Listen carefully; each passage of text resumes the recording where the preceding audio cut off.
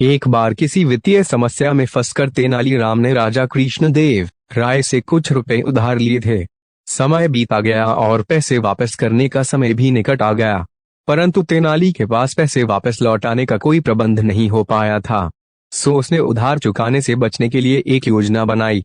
एक दिन राजा को तेनालीराम की पत्नी की ओर से एक पत्र मिला। उस पत्र में लिखा था कि तेनालीराम बहुत बीमार है। तेनालीराम कई दिनों से दरबार में भी नहीं आ रहा था, इसलिए राजा ने सोचा कि स्वयं जाकर तेनाली से मिला जाए।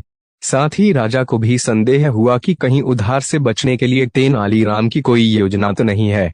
राजा तेनालीराम के घर पहुंचे। वहां तेनालीराम कंबल ओढ़कर पलंग पर लेटा हुआ था।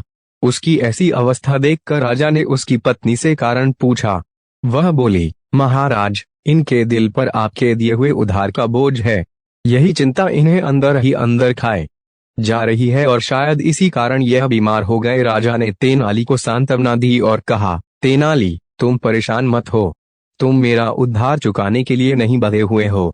चिंता छोड़ो और शीघ्र स्वस्थ हो जाओ। यह सुन तेनालीराम पलंग से कूद पड़ा और हंसते हुए बोला, महाराज, धन्यवाद। यह क्या है तेनाली? इसका मतलब तुम बीमार नहीं थे। मुझसे झूठ बोलने का तुम्हारा साहस कैसे हुआ? राजा ने क्रोध में कहा।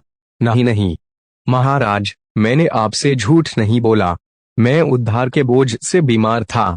आपने जैसे ही मुझे उधार से मुक्त किया, तभी से मेरी सारी चिंता खत्म हो गई और मेरे ऊपर से उधार का बोझ हट गया। इस बोझ के हटते ही मेरी बीमारी भी जाती रही और मैं अपने को स्वस्थ महसूस करने लगा। अब आपके आदेशानुसार मैं स्वतंत्र, स्वस्थ व प्रसन्न हूँ। हमेशा की तरह राजा के पास कहने के लिए कुछ न था। वे तेनाली की योजना पर मुस्कुरा पड़े।